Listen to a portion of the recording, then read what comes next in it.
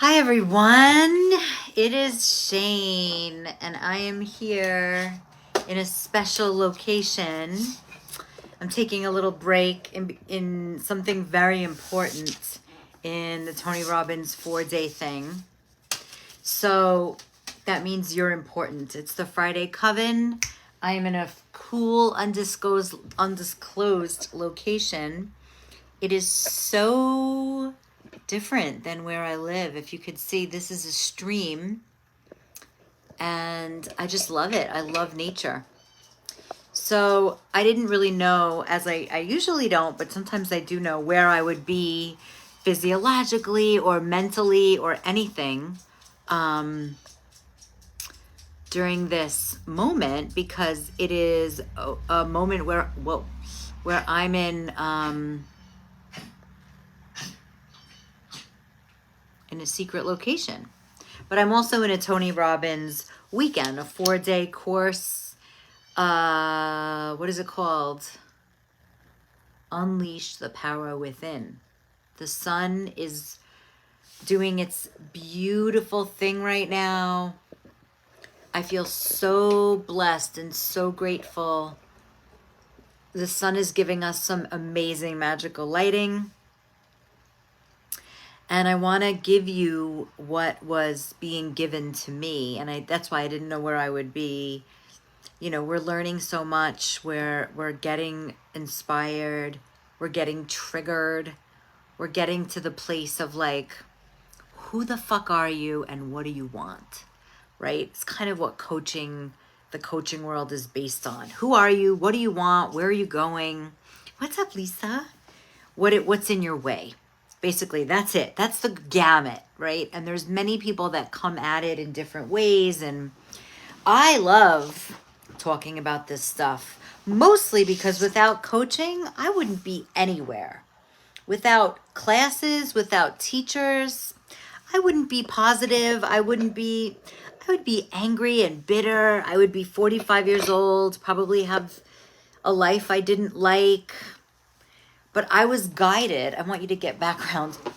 I was guided in ways that I couldn't even imagine to live this life that I live. Now, if you watch me and you're like, that's hokey pokey shit, well, then you can get the fuck out of here. But if you watch my life and you're like, she's great, here's what I want to say. I'm great. But you have the same possibilities that I have. I am no different than you, right? I have certain privileges. You have certain privileges. I have certain detriments. You have certain detriments. It's not like, oh, she's great and I'm other. If you're othering me, if you are making me different than you, then that is a coping mechanism to keep you blocked. So what I want to announce, hey everybody, thanks for jumping on. And maybe you want to share this with someone who really needs a good pep talk. And you might realize, ooh, somebody I know needs a pep talk, but they're not open. They just want to bitch and complain and point fingers and say, oh, well, she's lucky. She's XYZ. But the cool thing is, there's things that I want that you don't want. There's things that you want that I don't want. So there is no way to compare, right? So the next time, let's do a little process here. Think about the last time you were jealous. You were envious. And I'll tell you what, with social media, everybody experiences that. Whether you're comparing yourself to somebody famous or your neighbor or the schmuck down the block, we always have an opportunity to, if you don't call it jealousy, to assess, where am I? Where are they? And in the little bit of inkling of you wanting something that someone else has, think about that thing. For me, right now, it's like, I want to own real estate. I want to own places that are so beautiful that I can travel to, that I can invite people to, that I can rent out. Greetings, Allison. And that is something really important to me. And I keep thinking, why do I want that? Why do I want that? And I want that because there is a freedom in adventure, right? I never get to hang around the trees like this. And I'm just looking out at this like amazing, amazing big windows that go all the way across. So maybe you don't want this. That's why comparing is bullshit, because we want different things. But here's what I know, and here's what I learned a long time ago. Yeah, I want that. Oh, and you're in real estate. Damn, let's have it. Or maybe you're not anymore, but you used to be. I want to rent out my place for movie shoots because I decorate amazing and I love shopping. So I share this with you to share. We all want different things. Maybe you want your kid to have a great life. Well, I don't have a kid, so I don't want that. But what I share with you is, if you are so clear about what the fuck you want and you hang it up and you draw a bullseye, you will get it. And maybe it won't look like exactly what you want, but you will get it. So last night, we did a board break with our fist. And mine broke into 3 pieces. And there's things that I wrote on one side that I don't want anymore. And then there was something that's on the other side that really surprised me. And I don't care, I'm going to show it, never mind. Look what I wrote. In the middle piece, I wrote athlete. I have never, ever in a million bajillion years considered myself an athlete. Ever, never, ever, never. And an athlete, in my eyes, is someone who pushes themselves so fucking hard and they sweat and they have muscles. But that's one kind of athlete. So I have been jealous. Oh, not jealous. I don't think it's jealous. I honor. That's what it is. I honor the fuck out of anybody who does physical strength shit. Like surfing, marathons, big wave surfing, like anything that is so strenuous in my eyes. Skiing. Now, I've tried all of those things. I've not run the New York City Marathon, but I've run mini marathons, walkathons. I have surfed. I have skied. And it's always like, ugh, what an inconvenience. Like, it's always just such a pain in the ass. So that might not be my form of athleticism. But on this board, what's up, Julia? When I wrote athlete, because I'm in this weekend and I'm here looking at everything under a microscope, I'm like, okay, what does my athlete look like? What does the athlete inside of me look like? And then I got excited and I came up with this plan for myself. So I've been doing all these other things, right? Like Pilates and Zumba, and I like it okay, but it gets to a point where I'm just like, ugh, I don't want to go. So does that mean I'm just like, that's it? I don't go? Fuck it? Fuck it? Just fuck it. No, that's not what it means. So what happens to me, what my block is that I get bored. I'm like, I'm bored. And that's just what happens. It's not good or bad, and I've judged myself for it over the years. But what I decided last night was like, oh, I get bored? Great. And I'm sharing this process with you because if you could look at something in your life that feels stuck or that's just the way it is, here's an opportunity to look at it in a deeper way. And this is the stuff I help people with when they're my clients. So if this is something, everyone's sort of coming out of COVID, I think, and a lot of people are sort of resigned to like, this is just the way it is. Whether you're dating, whether it's your business or something you want to create in the world, there are so many people who are like complacent. It's just the way it is. And then they manage issues as they come up. But that sucks. And that is not expansive with no limits. So for me, athlete is something that I was like, that's weird that came up. On one side, you write down the things that you don't like about yourself. And then the other side, you write out the things that you want. So seeing athlete and not questioning it, but just being like, what is it that I want to connect with? that's athletic. And using boredom as my, like, the part where I get stuck, right? And I get bored is something that comes up in my world a lot. Like, I'm afraid something's going to be boring. I'm going to be boring. A relationship's going to be boring. For whatever reason, that's my excuse. That's my thing. So I thought to myself, how brilliant and genius. There are 3 or 4 people that I love, know, and enjoy working out with. They're trainers or they're leading classes and stuff like that. So with the fact that I'm bored, I'm not going to try to change the fact that I get bored. I am going to do these, like this one workout for 1 month.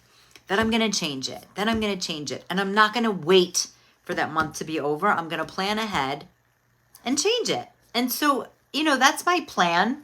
Now I took action, right? I wrote to the people and I'm like, here's what I'd like to do. Because if you plan ahead, that voice that's like, I'm bored, I don't want to do this. It's like, you just get to show up for the thing. Now, I live by the beach. I'll go for walks. I'll do what I typically do. But I don't consider an athlete the way I've been doing it. Feels really gross, actually. I don't even want to show you the words I've used. So the idea is, whatever you're working with, whatever feels stuck, whatever feels like that's just the way I am, or like, oh shit, I'm fucked up, that shit's never going to change, use it. Don't try to change it. So I'm not going to try to change, oh, I should be that person who goes running every day. Like, it doesn't feel good. It hurts my body and I'm not consistent at it. So I don't want to shame myself. I just want to be like, okay, cool. Let's do something else. Now, going all in for 1 month at a time with different things really works for me. So far, I've been doing yoga. I did a 10-day challenge. Then I did a sun salutation challenge. Then I did a Pilates challenge. And that seems to work as long as I change it up. Which, as I say this, that's my human design, is not to do the same thing every day. So let me know what you're getting from this, if you're getting anything. Or if not, that's okay too. If you're getting inspired, if you think, I wouldn't say it like that, but Gregory, yes, own your fucked upness. Own the things that you think. I'm so particular with words. Own the things that you think you're broken about. I think it's really important to own all your parts, obviously, with all the work that I do. And so these days, the 2 things that I'm offering majorly is Trust Club for women, to really get into your nervous system that you can trust yourself. No matter what the fuck you do, no matter if you call it a failure, it's not. It's just collecting information. And then the other thing is, I'm working with Om Rupani, and we have a course called Nice Guy Rehab. And it's for men who really deserve results in life in terms of connection, passion, intimacy. And I feel really good about these things because the parts that are out of whack, out of balance, as Gregory says, broken, unseen, unloved, unappreciated, that is what I feel really passionate about helping people with. And that is what I've gotten a lot of help with, right? If you're living in a total masculine energy of do, and pushing yourself and I must achieve this, like, that is not sustainable. And if you're in this hyper feminine mode and you're like, I'm just going to lay around and be in my emotions and, just over relate and just like lay around and overindulge, that's not sustainable. But if you have a little bit of both and somebody to guide you, nobody has been successful by doing it alone. Nobody, because we get in our own way. We get in our own shadows, and then we sort of operate in this old paradigm without even realizing it, and then you don't get results. So I really believe you deserve results. I deserve results. We deserve results, whatever that means to you, whether it's losing 20 pounds or having a love of your life or showing up and feeling appreciated. Some of the other things I wrote on the board, that's, okay, so no limits, I know that. Expansive, I know that. And then first I wrote appreciated and valued. And I was like, that's not the truth. I feel very appreciated and very valued in the world. Do I self-appreciate is a whole other ball game. Yes, but I could be better. Yeah, and self-valued. Do I value myself? Yes, but it can be better. So there's pieces that we take on from everybody else who says, oh, you're great. You're great. You're in shape. You're great. And it's like, wait, do I feel that? Or am I taking on somebody else's opinion of me and making that enough? You know, the longer I talk on these lives, the more nuanced I get because it's not so simple, right? It is simple and it's not simple. It's a world of paradox. It's a world where, you know, you say one word different and you get different results. So I want you to ask yourself, what do I really want?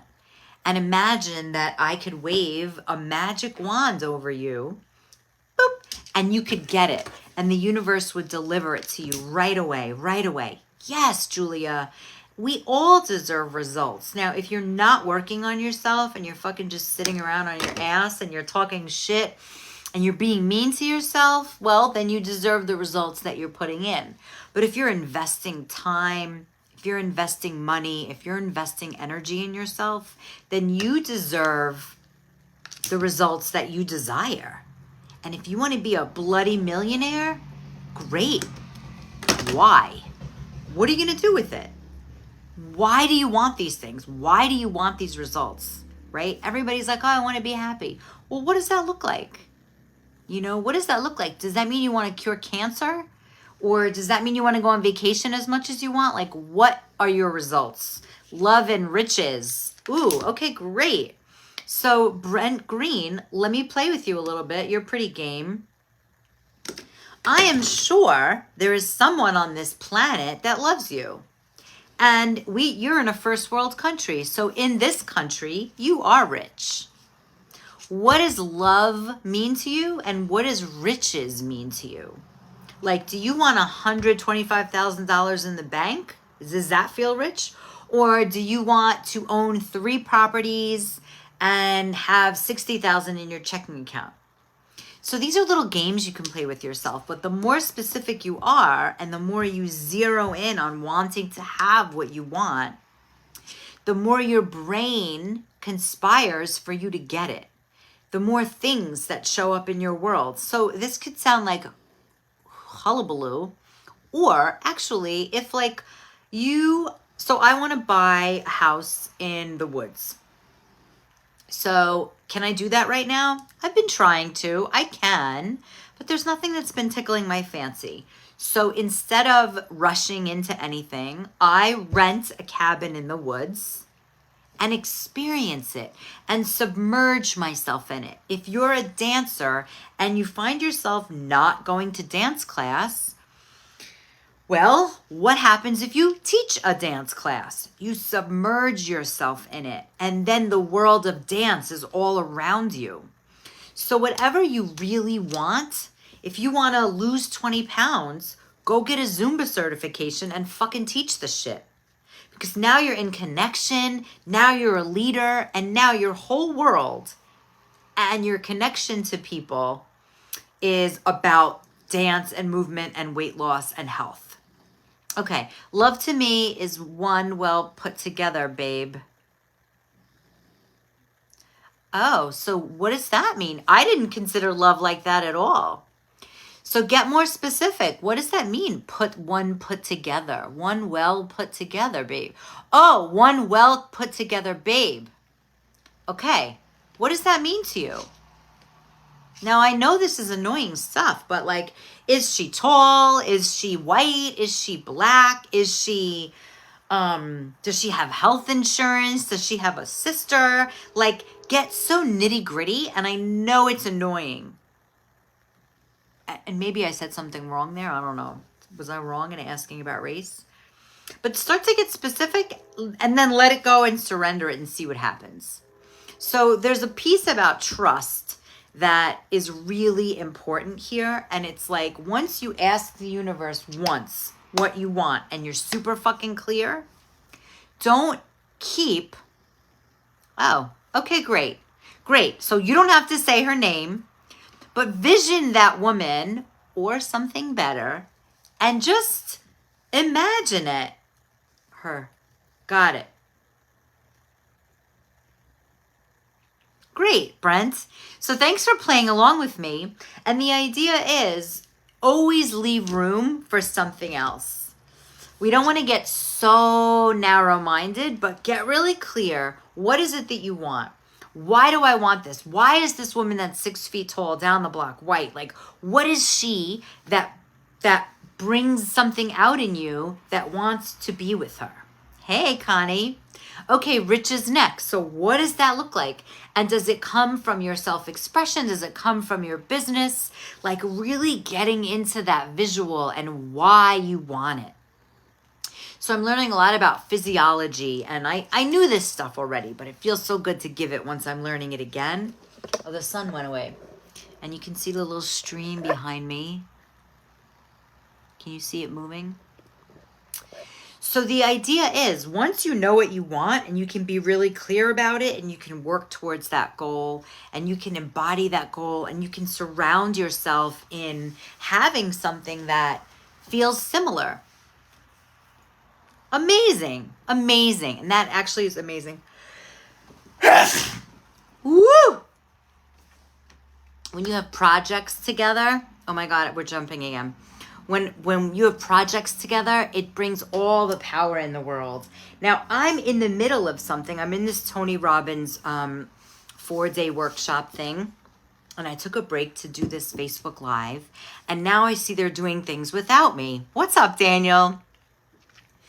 And already I feel a longing for like, oh my God, this is going to be over in 2 days. I am in the woods. And I'm going to miss it. And I'm going to miss the community. And then I start thinking about my own communities and like what I want to change and what I want to bring in to Rockaway. And then I think about this nice guy community that's forming. We have 6 amazing men signed up. And the results they're going to get. And then thinking about the women that I know and how we can blend the men and women together. I get so excited. Yeah. So that's what I'm in the middle of right now is really, you know, because I'm happy in my life. Like, so for me, it's really good to get an idea of stretching, like what's next. And I've shared about the real estate thing before, and I have gotten really close to buying things that I liked, but something happened. It didn't go through. It didn't feel good, blah, blah. I don't know, something. But I just trust that it's all on its way to me, you know? And can I do something to rush that? I don't necessarily want to rush it, but I do want to be efficient.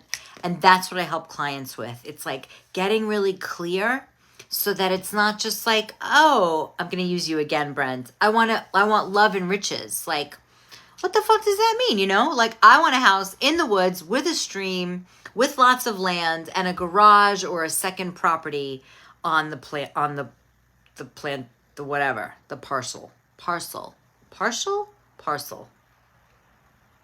I want that.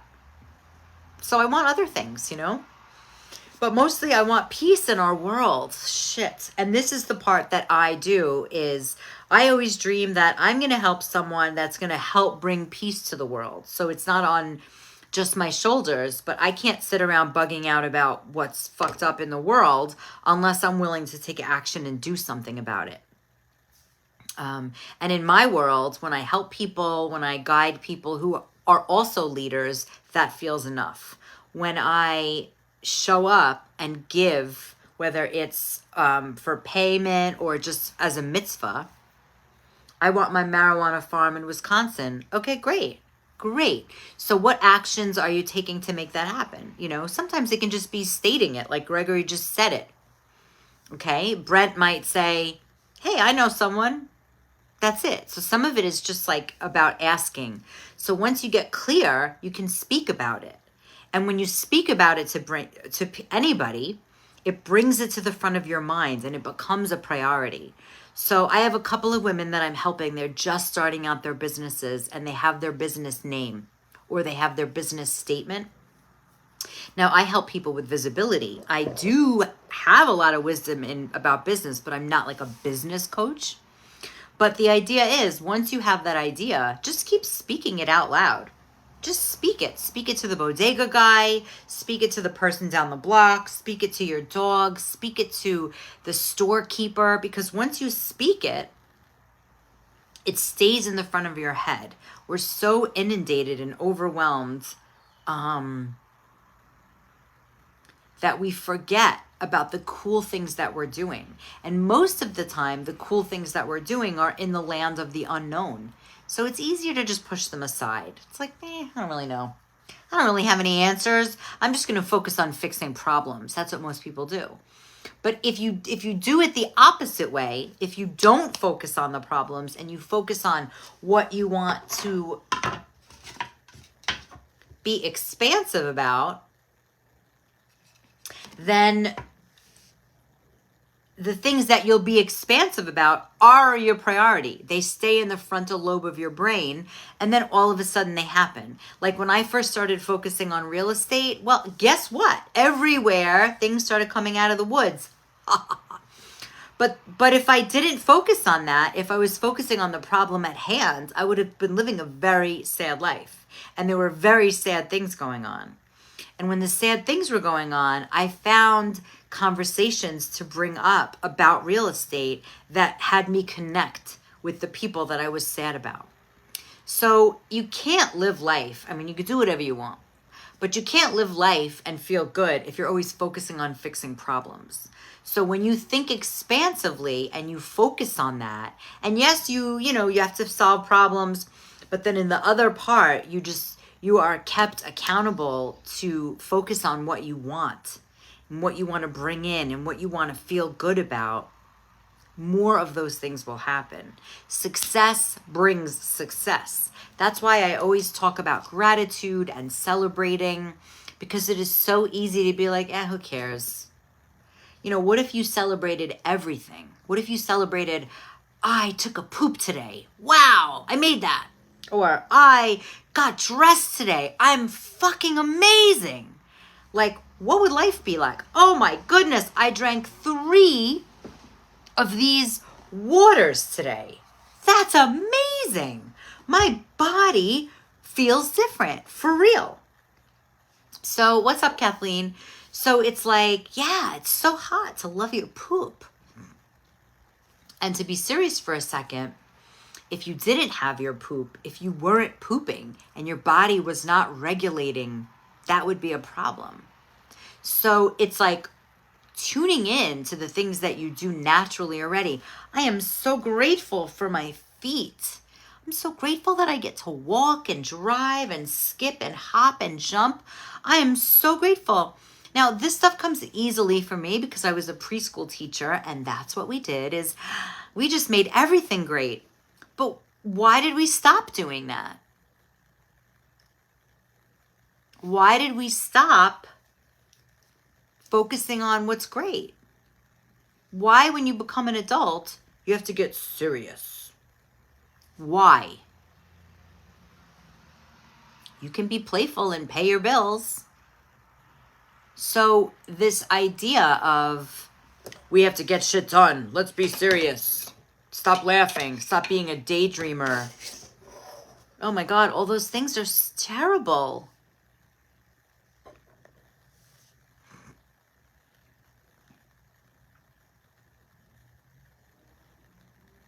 Hey, speaking of creativity, what's up, Padmalaya? So the idea of being playful is at any point accessible. That quick. Do it right now. Put a smile on your face like a big goofball. I can see you. Do it, do it, do it. Smile and let out a laugh. Ha ha ha ha ha. Oops. What happened? You automatically find joy or happiness. And if you think you're faking it, guess what? That's only your mind. Your body thinks it's joyful. So these are small, teeny, tiny tips. You can also, I got reached out to this week by my very first boyfriend ever, and it was so lovely. It really touched my heart. And he didn't have to do that. Sent me some pictures. Like, it just felt so tender and so beautiful. And what I noticed in the pictures was I looked so sad. I looked so miserable. Yes, I know. It's a habit. So Padmalaya says, this is inspiring me to go for some stuff I've been hanging back on. Yeah, we all do it because we all have that preschooler inside of us that's like, is this okay? That insecure part that is like, I don't want to bother anybody, or it all comes down to not being enough. I don't know. It could say it in a million different ways. I'm not talented enough. I'm not trained enough. I don't know enough. I'm not ready enough. Like, that's the biggest fear. And it just like connects to rejection, right? That's like the biggest fear. I don't want to be rejected. I can't go live on a video. I don't want to be rejected. I can't say I love you. I don't want to be rejected. You know, some of these are mine too. I can't start working out again because if I stop, I'll not want to deal with myself. It's like a sense of self-rejection. Yes. Yes. It's so needed. You know, we all, if you have anything that offers creativity or joy, that's what's most needed to save the world these days. So here's the biggest hint, and you just reminded me of this, Padmalaya. Like, when we're living in our own worlds and we're in our own little bubble, we forget the biggest picture. And if before you do anything, you do your passion, if you get into the state, into a physiological state of like, this helps the world. What I am doing helps the world. Now, there's a lot of steps in between, right? There's like, I help my son. I don't have a son, but I help this kid. This kid helps his mother. This mother helps the father, and then so on. It's the ripple effect. It's real. So anything that you desire to happen, it doesn't mean you're going to get it, right? But people with courage speak it. They ask it. They ask again. They don't take no for an answer. Yes, and right, what does it feel like when I say it helps the world? It sort of takes you out of your own self. And I posted it yesterday. When we're just focused on ourselves, it causes suffering. So really, in your world, yes, it's like speaking it and making it about the biggest picture. This helps the world means that it's not about you. And when it's not about you, it's so much easier. Thank you, Mohammed. Welcome. It's so much easier to get shit done because we all have our psyche. We all have our shit. We all have our like kindergarten moment where the teacher was like, what are you doing? And that doesn't go away. What's up, Afua? But if we make it about the greater good, right? And maybe you're like, how can I focus on my art? You know, there's a war in Ukraine. It's like, okay, well, take fucking 10% and donate that shit somewhere. Donate it to the Ukraine. Donate it to somebody who is renting an Airbnb in the Ukraine and let them have the money. Like, if you feel guilty for doing your business, if you feel guilty for doing some bullshit art during a world when we have a crisis, well, doing nothing is actually worse because now you're impacting your family. But you can donate. You can put, hi, Cooper. You can give, what is it called? Scholarships. You can do lots of things. And so the idea is turn it into an action.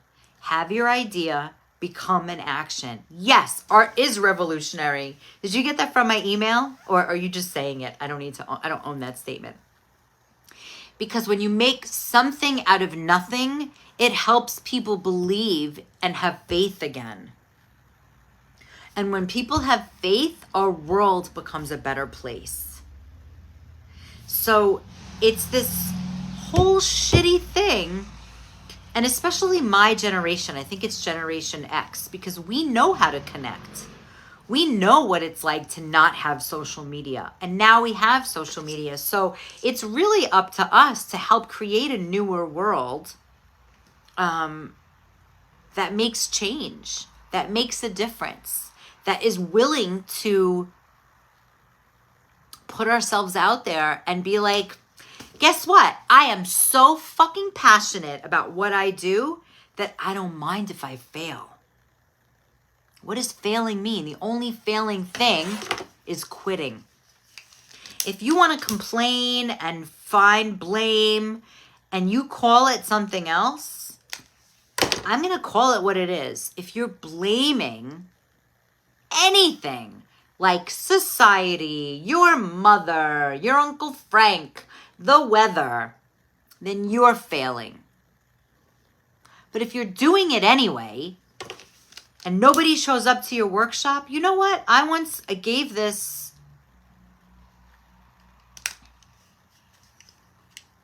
beautiful. I'm not sure what you can't relate to. So I offered a workshop many moons ago and nobody showed up. And every week I went. It was at a gym. And every week I went and nobody showed up.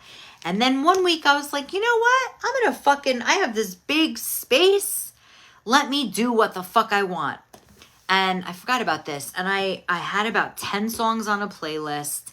And I called this class, Unleash Your Inner Wild Child. Oh my God. This class, I'll tell you what this class was. I'll bring it back. I was a dancing athlete for 25 minutes nonstop. That's a fucking lot. I went full throttle to unleash my inner wild child. And every week I labeled that class, and then it didn't fucking matter that nobody showed up. I danced my ass off. I thrashed around. There was like death metal, and there was 80s metal, and there was all kinds of shit. And I created joy. I created exercise. I created athleticism. So what's the worst thing that can happen is you get a new idea. You have a new experience. And so whatever you're doing, it's really, if you think about it, for the greatest good for all involved, then it becomes the most important thing. And it doesn't become just something that you want to do. So my very first teacher taught me about this practice of make the other person great. If you make the other person great, you're at least good. And I learned that, but I didn't really learn it until I learned it. Now, I had spent the first, up till I was 32, just focusing on what I hated about myself. And I was really good at it. I really hated myself. And then in this improvisational acting class that was based on saying no, I learned how to make the person great. And turns out I was really good at it.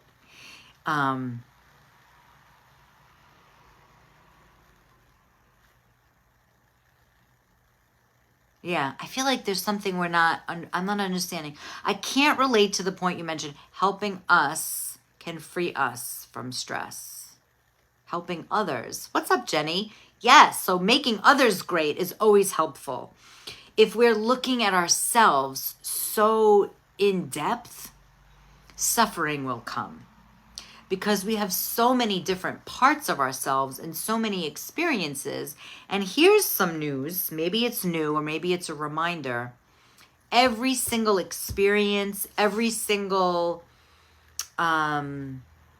smell, every single experience is stored in your body. Every single one. And so whether that's amazing or whether that sucks. Okay, that's what I thought. And so when you are brought into a new situation, if your mind and body have experienced a new situation in the past and it was scary and it felt wrong and bad, your mind will attach whatever new experience you're having with the old one. But as you all know, if you're living your life in the past through the rearview mirror, it sucks. So I encourage you to share this video if this feels good to you. If this feels like I need everyone to know I think like this. Because the hardest part about change, the hardest part about changing your own physiology and the way you are with others is that initial phase when you're the same way for 25, 35 years, and all of a sudden you put a stake in the ground that says, nope, now I'm going to be positive poly. Everybody's like, what the fuck? What kind of Kool-Aid did you drink? And that is every reason to go back to your old ways that don't work. So when you're doing something bigger and new, when you decide to be spiritual, or when you decide to be motivated instead of complaining and making fun of others, it will make others uncomfortable. It will make them reject you. And it's that rejection that I learned has nothing to do with me. But if we make it about the biggest picture, then those little personal microaggressions don't land. They don't land. You just become a ninja. I remember when I'm not a heavy drinker. Thank you. And when I stopped drinking and I just like started this improv class, and then I stopped everything recreational in my life. Everyone in my world was like, what are you doing? Oh, you don't drink anymore? Are you better than us? And I was like, no. It was really hard to grow because everybody was like, this is the way we are. We're going to stay this way. This is what we do. That was for their own safety. That was for their own comfort. And I've never been a conforming person. Actually, that is not true.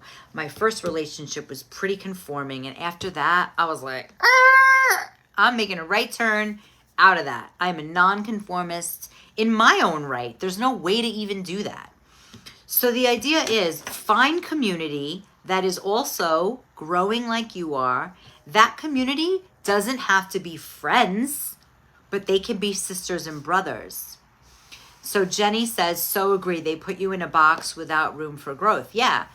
Now, they can't do anything to you without your permission.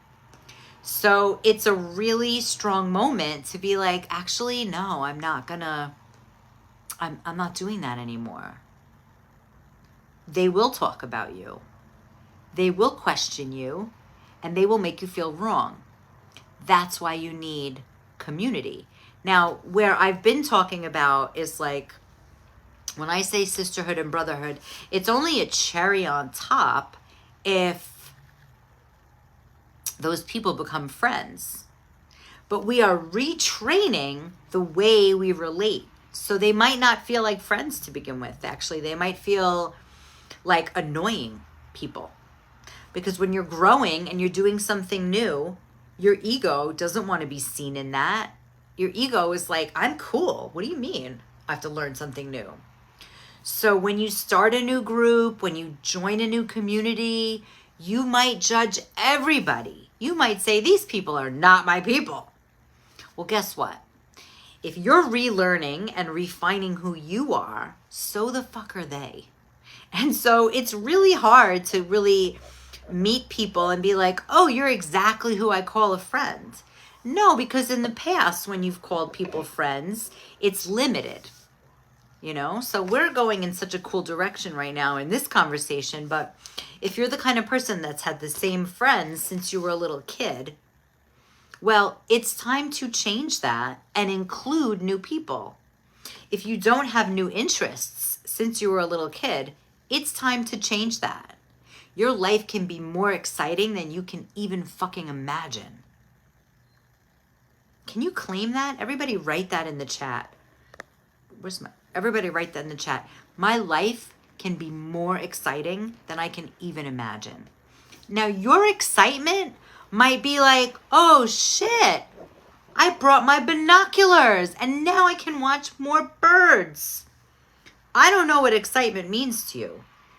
You get to decide. And that's where freedom gets a little challenging. Because if you're always used to doing things in a group think, and now you have your own world. Yes, Daniel, I love it. And now you have a whole new world you're creating. Well, there's no one to group think with until you find a group. Yes, Julia. And you know what? These are the things. Yes, Jenny. Yes. Yes. So good. And you know, I'm in the middle of Tony Robbins, so you can like fucking shout it out. I'm a little done with the jumping and the shouting for now, but the truth is, now you get to believe it. Now you get to live into it. So your excitement might be peaceful. You know, I don't know. Everybody's excitement is different. But the idea is all words are definable by the person who speaks them. Great, Gregory, there you go. He changed the word. So you don't want more excitement? You want more peace? You want more sureness? You can use whatever word you want. Yes, Muhammad, yes. It's kind of cool to say it and be like, ooh, what's that like in my body? So Nahum said, like, I don't want that. Okay, cool. Well, let's see what else. What do you want? You know, it's like, I go to joy. Oh, less walking. Great. Okay, cool. So Jenny, I'm going to take this thread because you're doing what a lot of people do. When people say, what do you want? People say what they don't want. So what do you want? Like, what's the opposite of walking on eggshells? I have answers, but I want to hear your answers. And mostly not because I want to play with you or tease you, but because if it's spoken in your words, that's the most important thing. You know? Oh my goodness, I'm almost down with my third bottle of water. Here's the thing. Here's the cool thing. I'll make it relevant, Nahum. Thank you for bringing it in. I can be more athletic than I can even imagine. Whoa. These are my wood things that I chopped last night into 3 pieces.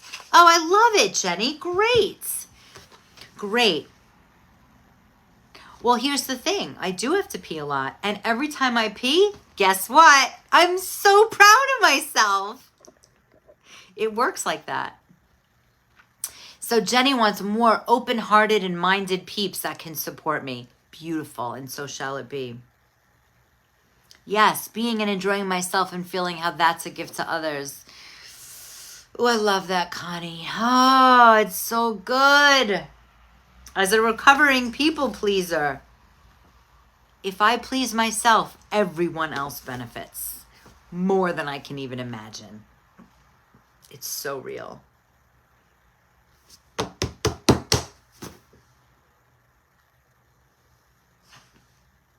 That's it. Cooper looked at me and said, I'm eliminating toxins like a wild animal. I mean, what's interesting is in this conference that I'm in all weekend is that I don't feel needy. Oh yes, it's Shabbos. I brought my candles. But I'm grateful. Like, I have been to conferences. Thank you, Muhammad. You're an angel that showed up today. And so I've been to a lot of workshops where I was like, oh my God, this is going to change my life. I need this. But it's different this time. I feel very grateful. I feel very grounded. I feel great in the clients that I have. My business is thriving. My love life is getting there. I'm excited about who I'm collaborating with. I love my art projects. I'm working again on my one-woman show. So I'm not looking to be saved. So it's a really interesting thing to attend this 4-day conference in a place of homeostasis, in a place of like, I'm okay. Things are good. I want more. Inner peace, world peace, real estate. Like, I want bigger things. So it's really interesting to reflect back. I'm not here out of desperation. And somebody wrote in the group, the Facebook group, like, you know, we're here to solve problems, rah. And I wrote, I'm actually not. And it was really a celebration and a realization. And this woman got really mad at me. She's like, why are you doing Tony Robbins if everything is so good for you? Mad. And I was like, I want to stretch. I want more. I want to do talks on stage. I want to get back on the stage. And so when we did this financial thing today and they were like, where do you want to be in 6 months? I was like, more of the same, please. You know, with some, actually more of the same and more people with experience that can guide me. Because right now I feel the need for some support. And I ask people here and there, but to have somebody who's like, okay, if you have this, put this here, let's do this, this, and this. That's a really big desire for me.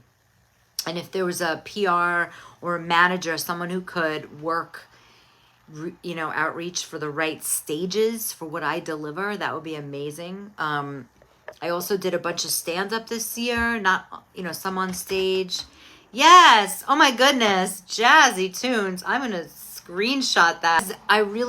It's really my mission. Yeah. It's my mission to support those that don't naturally believe in themselves.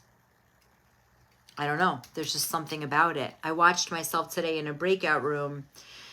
I got in a breakout room with these two gentlemen. One of them was a fix-it guy. Oh my God. And the other one was a poopy pants. And I was like, why am I in this room?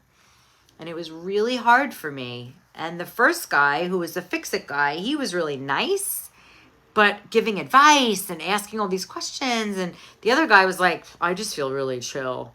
And the assignment was to get fucking in a peak state and speak to each other about what we wrote. And one of them was like, blase blah. And the other one was probing him. And I was like, guys, what are we doing in here? And it really triggered me. And then we went back in a breakout room and it was the same people.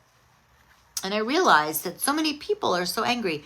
So then we went into the second time to talk. And I said, gentlemen, my intention is to lean back and be slow. So I did that. And then one tried fixing the other about his kid. And I was just like, oh my God, my heart started to race. And I'm like, listen, we are here to discuss our own experiences. Can we do that? And they were like, oh yeah, yeah. And they started to apologize to each other. And I was like, out of my own bubble, there's a lot of people that have no idea about boundaries, no idea how to talk to each other in ways that's respectful, according to me, but I'm right. And they were open, but as soon as I spoke, the guy with the son, he just checked out. He was so angry about women. He said, I don't get in relationships. I'm not good at them. And he wouldn't even look at me or talk to me. And the other one was like probing me for answers. When are you going to do that? What do you do that? Why do you do that? And I was like, listen, we're just sharing. It was really intense. But what I found was that a lot of people, it reminds me of how people relate. And if that's the way I was relating, I would be exhausted and non-connecting as well. So it's like, if you communicate with people in shitty ways, they're not going to want to communicate with you. And, you know, I'm hearing myself say that, and it's not necessarily shitty ways, but ways that don't feel good. Then those people will turn away, and that's a gift. You know, his excuse for over asking, he wasn't being curious. It seems like he had an agenda. Like he was asking very coachy questions. So he said, oh, well, and then I heard why. One of the basic needs is recognition. And so he was like, well, you know, I went back to school for my psychology degree, and I don't want to tell his business, but what I noticed was that he just wanted to be seen. And I was like, wow, you really care. So I said, you really care. And that's all he needed. And then he relaxed. But I really didn't want to manage the group, you know, but it was getting so out of control. Okay, not that it was so out of control. It was getting distant from what we were there for. And we were there to support each other. So when Jenny, you say that, it really reminds me of how people think they're being supportive, but everybody receives support in different ways. That's it. That's it. So like the guy said, I don't mind him asking questions. I said, okay, but the answers are not about you. They're about your friend. We're here to be on our own weekend. Whatever. And then I didn't do anything else. I just leaned back. Because I was like, they are not my responsibility. I do not need to be right here. Because the first breakout room, I really went at it. When the guy said, I'm just chill. I said something obnoxious like, well, this is the Tony Robbins weekend, so maybe poopy pants is for another day. And it didn't help him love women anymore. Then he already was hating them. Okay, my throat's a little done. I'm going to wrap up for today. It was a great practice. And it was great that I went back in there. Because the part of me that's like, oh my God, what if I missed an opportunity? Or, I was like, I wrote down all these things. Then when I went back in there, I was like, nope, no opportunity missed here. This was just an opportunity for me to reclaim what I am responsible for. So yes, it was about boundaries, but I went down a whole other road about why do I like, one guy was fixing and one guy was poopy pants. Why did I like go to the poopy pants guy and try to engage with him? He did not want to engage. Meanwhile, there's only 3 of us in a freaking room. And I felt like me and the fixer guy was like trying to have a conversation and he was left out. So I wanted to be inclusive. All this should happen in like 4 minutes. Anyway, welcome to my brain.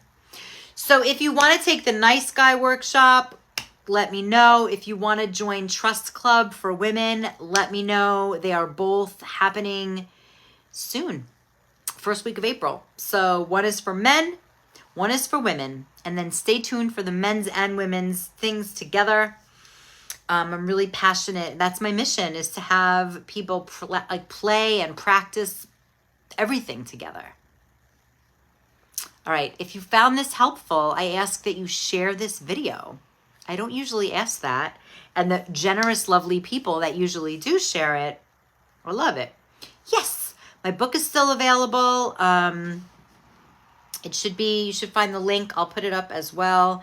Or you can just search Lulu, Lulu, and go to Dear Enchantress, and it will be there. Or you can go to the links in my bio on Instagram. It's all over the place. And if you want to work with me, but you don't know why or what the fuck, like send me a private message and let's hop on a 15-minute Zoom and see what's there. No pressure.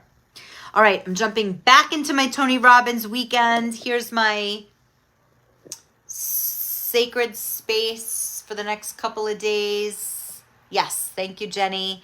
I'm going to go light the Shabbos candles. Cooper says, see you later. Hey. He's sleeping. Yay! All right, everybody. Oh, no. Okay, water spilled, but no computers there. Have a great weekend.